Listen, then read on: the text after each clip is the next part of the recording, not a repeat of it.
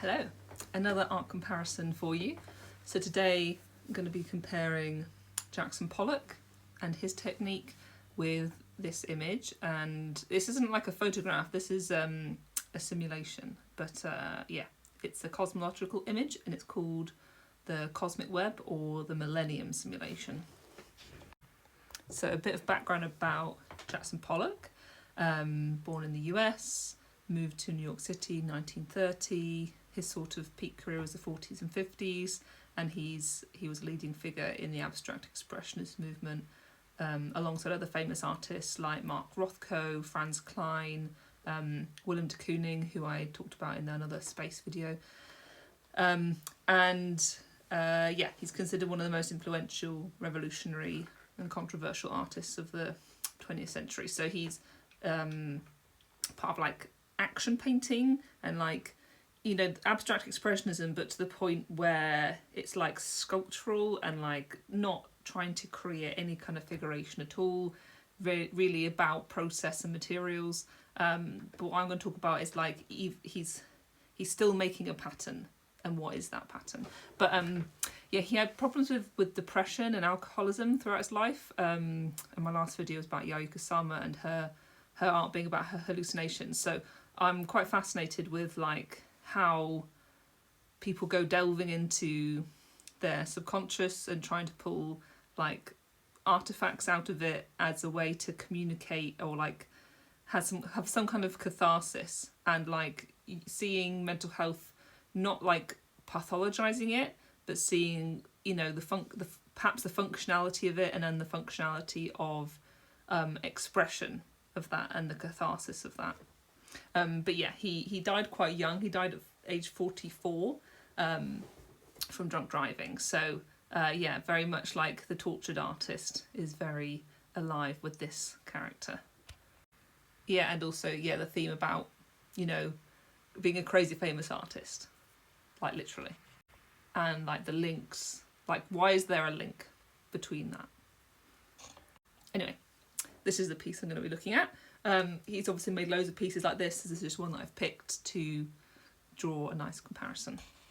And I've zoomed in and enlarged it so we can really get inside it.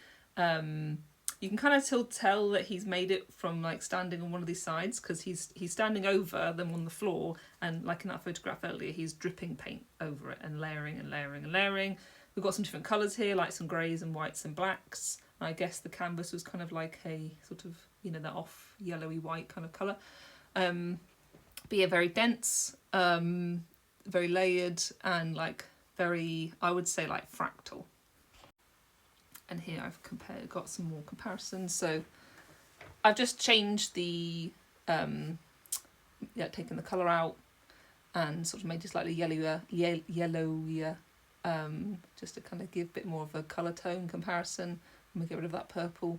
And then this one, I've just put this through like a filter on PowerPoint to make it look like it was drawn with a pencil, just to give a slightly more hand-drawn feeling, to see if that would help sort of translate it. But I think it does. You've got these lots of like these scribbly lines, and yeah, I think that kind of helps sort of show how this might be related to this or looks like this, through making it a little bit more hand-drawn.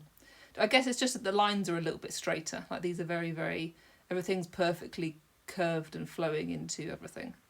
Whereas this is a bit more like obvious, like, you know, linear mark making. And just a bit more like explanation of what the cosmic web is. It's the largest scale understanding of what the universe looks like. So yeah, 500 megaparsecs per hour for that little like scale. Which is like, you know, like light years. It sounds like time, but it's distance.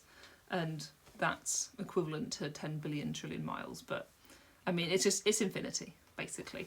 And obviously this is zoomed out a little bit more. I've zoomed in on the comparison because this is very sort of homogeneous. But yeah, and then there's this diagram just to show you like how we get to it. So cosmic microwave background, that's like the fingerprint of the Big Bang. And then it's this idea of like this coalescing, where there's higher centres of gravity, because this is like a random distribution, like a three-dimensional random distribution. Like it would just be protons, right? Like singular atomic atoms. and quantum particles, and then they have the distribution's random, right? So it's not homogeneous. So you have variation between like high density, low density, and then that basically becomes more and more exaggerated because the areas of higher mass will then have more gravity, right? There's a gravity asymmetry, that's the word I'm looking for. And then that leads to gravity drawing the masses together and making more contrast, I guess. And then you've got these like strands where particles are being gravitationally attracted to centers of mass, or where more particles are. And then, like this would be like, supermassive black holes, great attractors. But yeah, like atoms, and then they form together to make stars, and then, more complex, more density. And yeah, it's like it's about how information organises, right? And how things become connected without, like, everything can't be connected.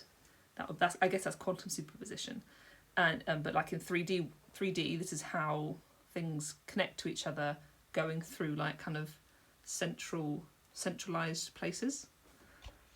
Yeah, and back to this image to finish up. So yeah, Jackson Pollock, abstract expressionism, part of sort of late modernism, very famous artist, very like, again, these works of art are extremely expensive. They're kind of priceless. And he is sort of, I'm going to do another video about like networkism and like more this is a sort of contemporary meme now that we have like the internet and know about like mycelium and that sort of stuff. But he doesn't know, he would not have seen this image. When was this made? I guess the millennium, so 2000. But why is he so drawn to making these patterns? Why is he so enthralled by them? Why were they cathartic for him? And why is it imitating this pattern when he wouldn't have known this to reference it? It's coming out of his subconscious through some kind of catharsis for seeking some kind of connection. I guess this is all about like connections and networks. I'm interested. What do you think about it? What does it make you think about?